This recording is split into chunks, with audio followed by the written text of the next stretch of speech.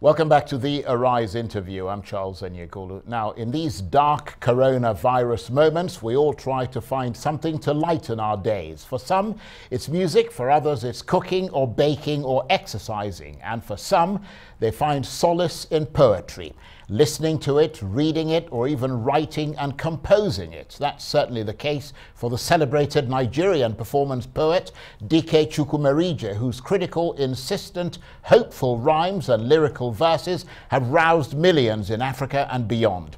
Well, now he's got a haunting composition about the virus, written for these days of isolation and bringing in other poets from around the world. It's called Everything Coughs, #Life in the Time of Corona, and it's been widely shared on social media. Take a listen.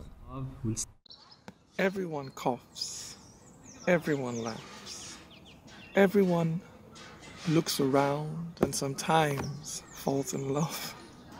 Every nose runs, whether white or black. Anyone can go to bed and wake up very sick. Every heart hurts, every head aches.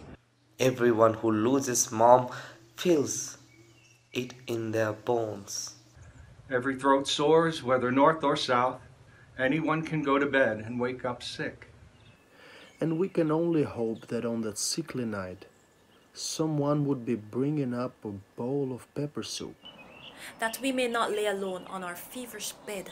For everybody prays to die with loved ones all around.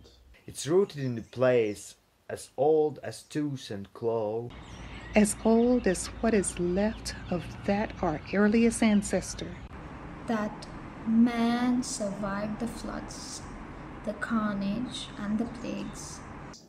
Is rooted in the fact that we are social animals. And so, a smile can heal, a nod can mend the broken. A wave can wave despair away, bring the soul back to hoping. That, when we fall, the family stands, a shield of flesh around us. To blow into a roaring flame the warrior soul within us. And that's Everyone Coughs, #Life in the Time of Corona, written and performed by Dike Chukwumerije, along with a host of other poets. And Dike joins me now from London. Good to see you, Dike. I hope you can hear me there. I just want to start, first of all, by asking you what inspired you to write this poem. That's the times we're living in. It's almost surreal. You know, you're walking down the street and people literally are crossing to the other side of the street to avoid walking past each other. And I was inspired to write it to just remind us that in the end, even if we can't touch, we still need to connect. It's an important part of being able to get through this period as a people.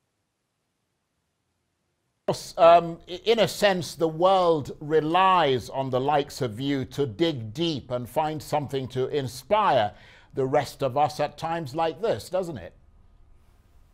I mean, yes, that is the power of art. When science has no answers, we look to the heart, we look to the spirit, we look to the soul. I mean, that is a very important part of our humanity. That we're not just brain and intellect, that we, like icebergs, 80% of our humanity is hidden beneath the surface. This is where art mines to produce these things that help to lift us up in times like these.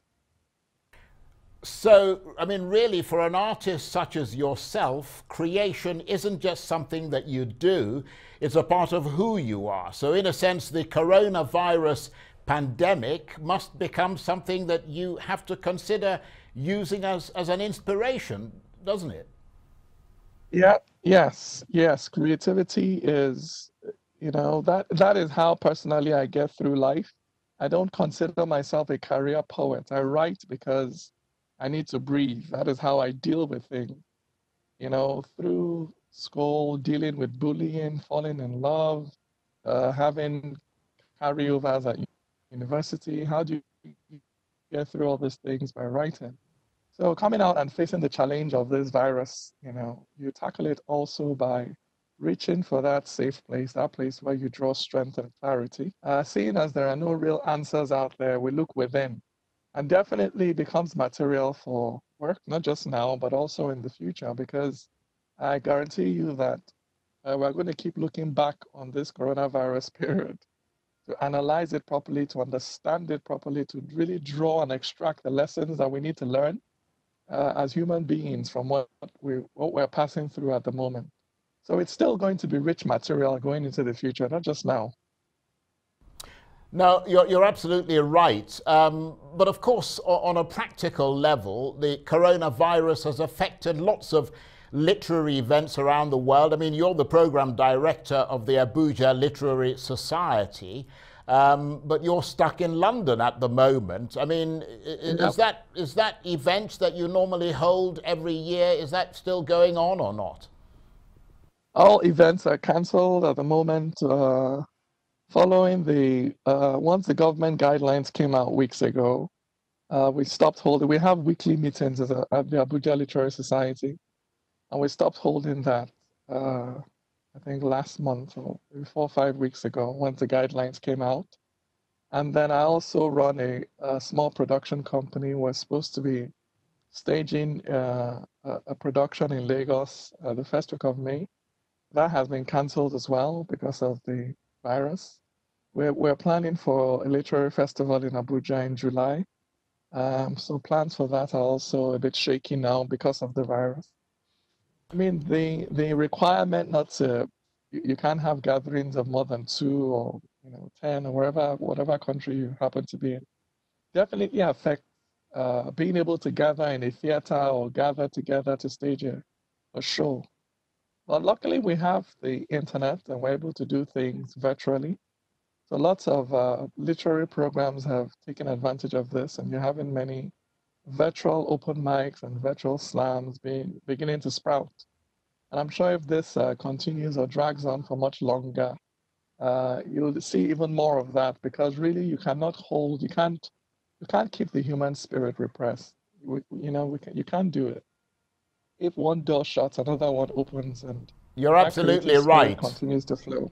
You're absolutely right. In fact, we came across your poem online, but I mean, someone said that they've seen poetry over the years soothe people who are frightened, in despair, or cannot see the way forward. I mean, do you think poetry has the same power as music, for instance, to change a mood, to challenge and inspire, to act as a blessing or something of a prayer?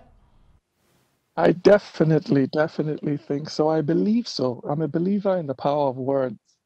I'm a Christian, and the Bible, you have that verse, in the beginning was the Word, and the Word was with God, and I really believe that everything starts with the Word. And personally, for me, the best music is always about the lyrics, not the rhythm. It's what you're saying, because words have a way of opening the eyes, the inner eyes, the eyes of the soul. So one minute you think that there are no options, I'm lost, that there's nothing I can do.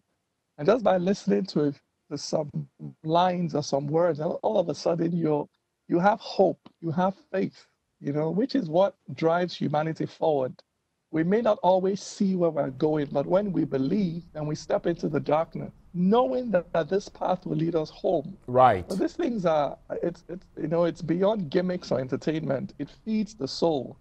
Right, but very briefly, Dike, do you see a message for humanity in this crisis? Something to be learned from all this in about 30 seconds, if you could do that? Yeah. Personally, it helps you evaluate life and know what's really important in it. You're faced with the fragility of life. This is a moment to also spend time with people that you truly love. It's also a time for us to realize that whether we're white or black or red or green or whatever, we share the same vulnerabilities, and some of these artificial boundaries that we like to reinforce between ourselves. Occasions like this just show you that it's all a lie. And when all is said and done, we cry the same, we bleed the same, we die the same. And this should feed into how we live after this. I hope it will. Okay, Dike Chukwumerije, I'm really sorry we didn't have much more time, but I want to thank you very much Indeed, and of course his new poem is titled Everyone Coughs, #life in the time of Corona. Check it out, it's brilliant. Dike, thank you very much indeed. Dike Chukwumerije talking to me there from London. Well, that's it for this edition of the Arise interview. Do join us again tomorrow. From me and the entire team here in Abuja and London and Houston, Texas, bye-bye and thank you for watching.